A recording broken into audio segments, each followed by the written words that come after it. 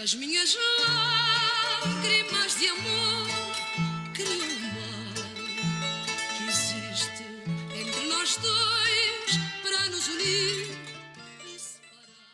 Olá, esse é o podcast Cartas de Rio e Lisboa, 1807 a 1822, um projeto feito com recursos da Secretaria de Cultura e Economia Criativa do Estado do Rio de Janeiro, em comemoração aos 200 anos da independência do Brasil.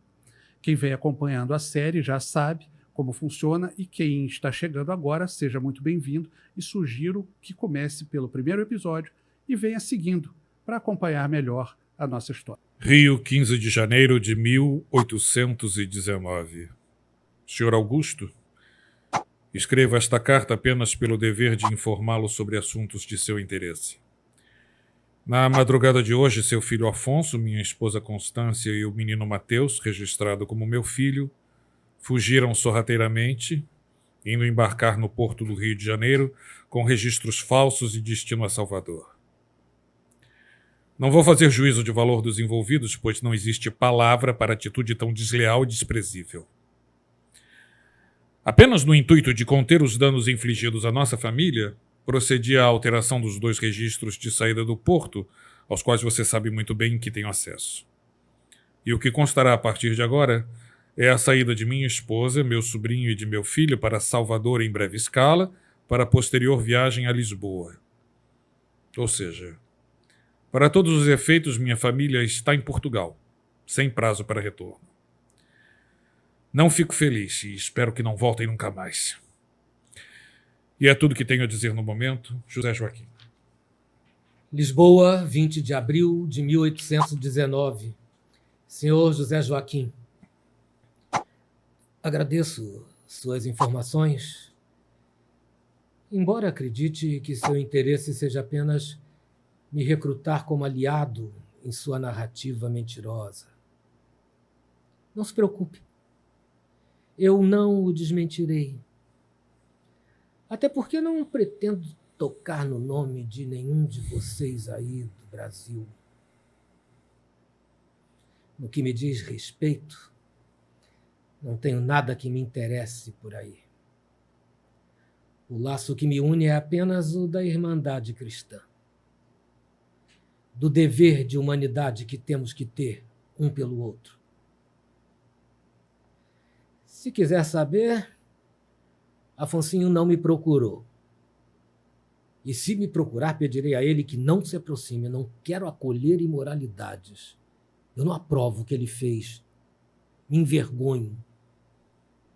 Mas também considero que o ambiente que você criou aí contribuiu e muito para a formação do caráter do rapaz, que acabou tendo como figura paterna alguém que naturaliza a devassidão. Peço que Deus o perdoe, que você se arrependa e que volte ao caminho da retidão. Quanto a mim, vou cuidar da minha mulher, que tem a saúde frágil, e da missão, que agora parece fazer mais sentido do que nunca, de cuidar dos mais pobres. Dedicarei todos os dias da minha existência ao intuito de tornar Portugal um lugar melhor. Augusto. Rio, 10 de novembro de 1819. Augusto, sei que não queres contato comigo, mas chegaram notícias daí que considerei preocupantes. Indo direto ao assunto. Ouvi de mais de uma fonte que andas por aí metido com liberais. E pior, que tem posição importante em uma organização em Lisboa, que teria laços com aquela gente do Porto. Augusto, os tempos são outros. Há muita polarização. As famílias estão brigando, e há cada vez mais mágoas e guerras entre irmãos. As sedições não acabam mais em perdão, como na época de Dona Maria. Ao contrário, terminam sempre em execuções praticamente sem julgamento. Sem falar em torturas, esquartejamentos e desonras aos cadáveres. Os portugueses estão se deixando contaminar pela soberba, avareza, inveja e ira. Sei que você me considera um pecador e, portanto, não teria direito de apontar para os outros. Mas eu tenho daqui uma visão que os portugueses não têm. O Brasil é muito rico e Portugal agora está pobre. Mas tenho certeza que a riqueza do Brasil irá respingar e depois irrigar com força Portugal. É questão de aguardar. Porém, os portugueses parecem não querer a prosperidade e sim o enfraquecimento do Brasil. Estão chumbados no passado, querem diminuir o Brasil, retroceder. Isso não acontecerá. É impossível voltar no tempo. Por isso te peço, afaste-se dessas bobagens políticas. Isso sempre termina mal. Se não pela punição real, pela agressão de algum apoiador mais apaixonado de Sua Majestade. Não se iluda. Enquanto houver esta pressão rancorosa contra o rei, as coisas tenderão a ficar cada vez pior. Sei de seu desprezo por minhas opiniões, mas faço isso de coração. Saudações de seu irmão, José Joaquim. Lisboa, 19 de fevereiro de 1820. Você não entendeu nada, irmãozinho. E já que me chamou de pé de chumbo, chumbado, chumboso, e todas essas formas pejorativas que os do Brasil nos chamam, tomo a liberdade de dizer que você, de tanto circular com a cabralhada, acabou se tornando cabra também. Não se trata de rancor, nem de volta ao passado. Ao contrário, trata-se de compreender as mudanças que estão ocorrendo no mundo. Trata-se de dar agilidade a Portugal, que hoje sofre com o peso e a burocracia do Estado, este sim, pé de chumbo, pesado, encalhado. Trata-se de passar o poder para as mãos do povo que sofre com a fome, enquanto alguns privilegiados, amigos da corte, apadrinhados, se banqueteiam e tomam as decisões que afetarão justamente aqueles esfomeados. Trata-se de liberdade, do livre arbítrio que o grande arquiteto do universo concedeu a todos os homens. Não é apego do passado. É um apelo para que o rei não fique apegado ao passado, não fique isolado, alienado do que acontece em Portugal, que passou heroicamente por 2 guerras e continua sob o comando de ingleses. Inclusive, o chefe deles foi para o Brasil solicitar mais poderes sobre Portugal. O mundo já mudou. E ou o rei participa da implementação dessa mudança, ou ficará pelo caminho. E o tal Beresford, que não se atreva a voltar aqui sem o rei. Augusto. Rio, 12 de maio de 1820. Quem não entende é você, meu irmão. Portugal está agora mesmo travando uma guerra contra as Províncias Unidas do Rio da Prata, as antigas províncias espanholas. Se tomarem a banda oriental do Rio da Prata, podem avançar, sabe Deus até onde? Não é possível que algum português ache razoável perder o Brasil. O pior, ver um novo Império Espanhol ressurgir sob a forma de Império do Rio da Prata. Por mais raiva que tenham dos cabras daqui, o que os chumbosos poderiam fazer, já que esperaram tanto tempo, é aguardar Dom João resolver as coisas por aqui e não criar mais problemas. Mas parece que os daí não podem ver chumbo que já querem mandar no próprio pé. O lugar de Dom João é aqui. E digo mais, fico muito feliz de não ter deixado Filipe ir para o sul. Hoje a menina estaria sozinha lá, em região de guerra, e em vez disso vive bem por aqui. É pecado? Certamente é. Mas resultou em vida melhor para ela, bem como para todas que eu ajudei. O mal que resulta bem não pode ser considerado de todo mal. José Joaquim. PS. Beresford saiu daqui e o rei ficou. Quero ver o que vão fazer.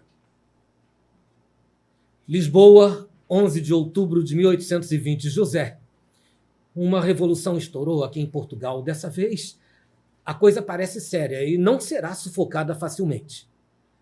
A coisa toda começou no Porto, no final de agosto, E no meio de setembro já estava aqui em Lisboa, com grande adesão de todos. Foi providenciada uma junta profissional preparatória das Cortes que irá redigir uma nova Constituição. Acredito que seja algo nos termos da Constituição espanhola, que é bastante liberal, e agora se pretende dar um ultimato ao rei. Se Dom João não voltar logo para Portugal, corre o risco de não precisar voltar nunca mais e perder Portugal para sempre. A coisa é muito séria. Para se ter uma ideia, ontem foi um dia histórico. Botamos o Beresford para correr. O homem veio do Rio de Janeiro e não botou os pés em Lisboa. Foi destituído e, se desembarcasse, seria preso. Dom João não tem escolha. Ou retorna e reverte a capital do Império por sua vontade, ou será obrigado a isso. Augusto. Rio de Janeiro, 8 de janeiro de 1821. Vocês estão loucos? Só podem estar loucos. Perder Portugal para sempre? Vocês só podem estar loucos. É o dinheiro do Brasil que sustenta Portugal. É como se uma orelha quisesse se separar da cabeça ou o dedão do pé quisesse se separar do resto do corpo. Vocês deveriam estar preocupados em perder o Brasil, mas ao contrário, estão aí, guerreando uns contra os outros. Isso é uma enorme bobagem. Somos todos portugueses. Esqueça essas coisas, meu irmão. Esse tipo de arruaça termina estourando sempre do lado mais fraco. Os poderosos fogem do país, os cidadãos comuns acabam presos. Cuide da sua esposa, que é o melhor que você faz. Zeca. Lisboa, 9 de abril de 1821. Não há minha esposa. Os malditos a mataram em um atentado endereçado a mim. Já não quero mais que o rei volte. Não quero mais nada com a monarquia. Foi a defesa da família real em sua fuga covarde que nos levou onde estamos hoje.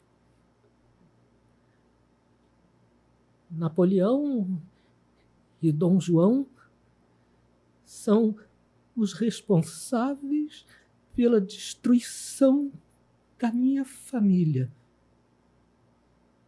e de outras tantas.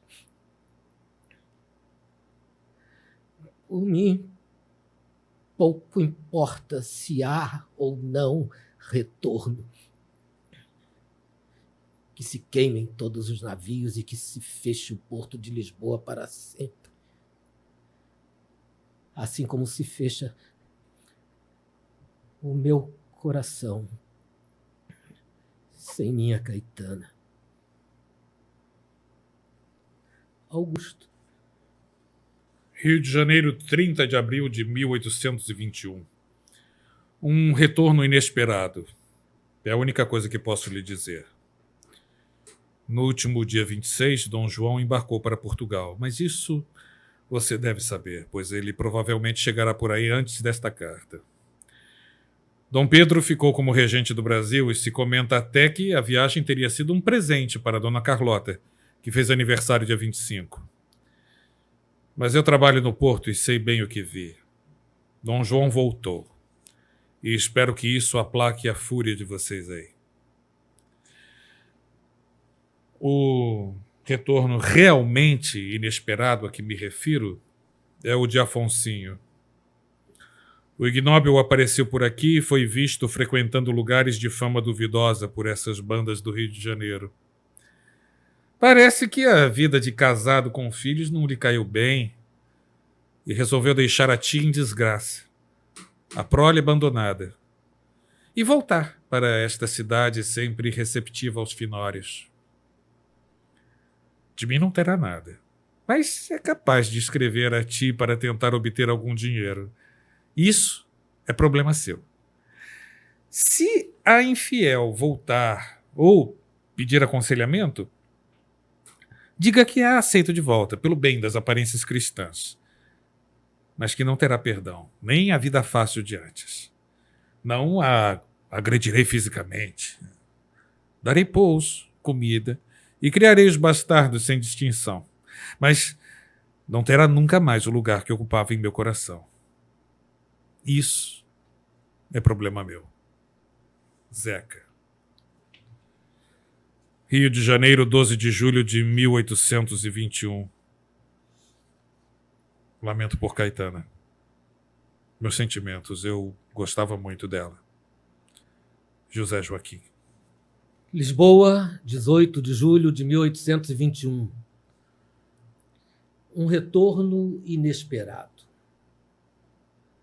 O rei desembarcou em Lisboa, sendo recebido pelos bajuladores de sempre, mas muita gente achou pouco e exigirá a volta de Dom Pedro. Nada disso me importa mais. Soube que o maldito Napoleão finalmente morreu no dia 5 de maio, o que até me emocionou um pouco. Mas o retorno inesperado que me interessa ocorreu pouco antes da chegada do rei. Foi o de Constância. Isso mesmo. Constância chegou aqui novamente grávida, com a barriga proeminente. Contou que foi abandonada por Afonsinho em Salvador, não sem que antes o rapaz astutamente lhe tomasse todas as economias. Pela primeira vez, não lamentei que Caetana estivesse morta. Ela não aguentaria saber no que o filho se tornou. É bem capaz que o Ladino apareça por aí e ainda seja capaz de lhe pedir algum. Eu não daria, mas isso é problema seu. O que me importa é a pobre Constância.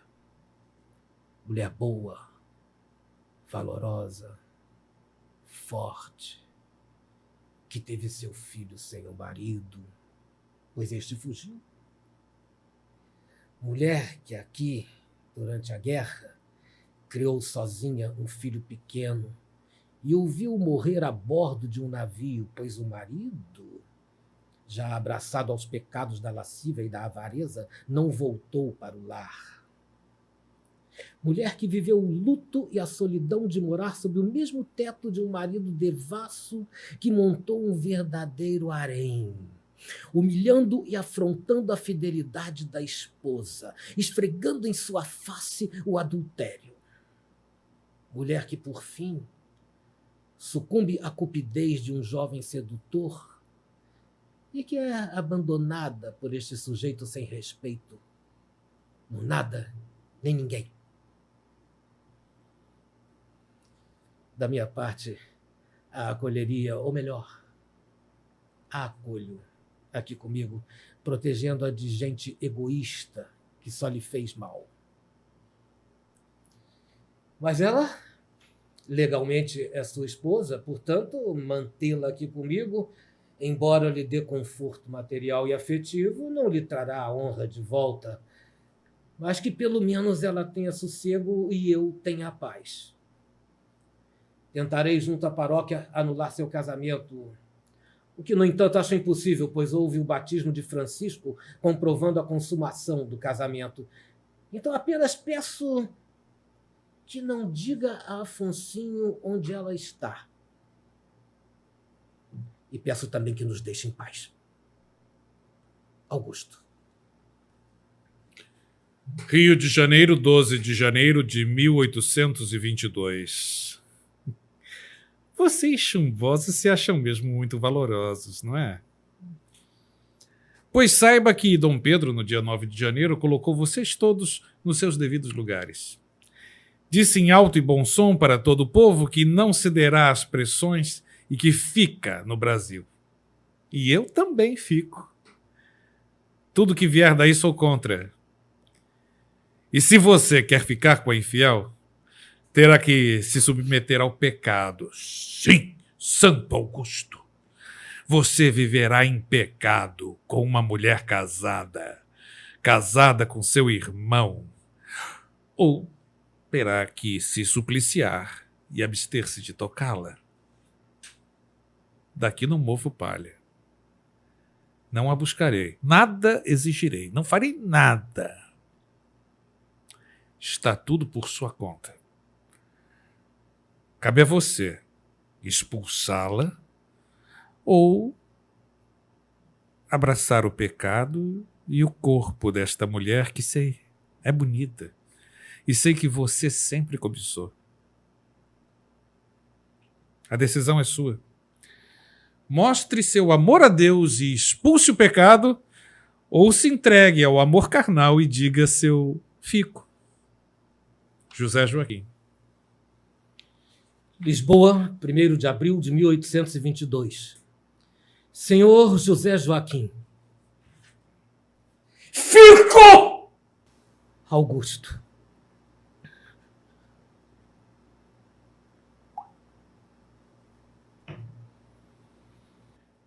Rio de Janeiro, 12 de outubro de 1822.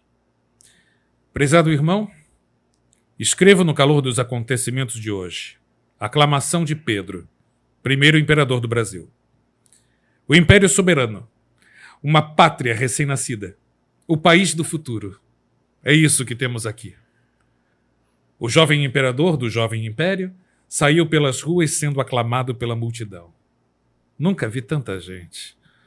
Chegou ao campo de Santana escoltado pela guarda de honra e ao lado da esposa, da princesa Maria da Glória, e seguido por 3 jovens, um negro, um índio e um mulato, ou seja, todas as raças do nosso Brasil. Como caminhava no chão, junto com o povo, também acompanhou todo o cortejo um casal de cachorros vira-latas de cor caramelo, desses que são endêmicos em todas as ruas do Rio de Janeiro. Não bastasse isso, depois da cerimônia, mesmo ameaçando chover, Dom Pedro seguiu a pé até a Capela Imperial, sobre nuvens de flores e pétalas que lhe eram jogadas de todas as janelas.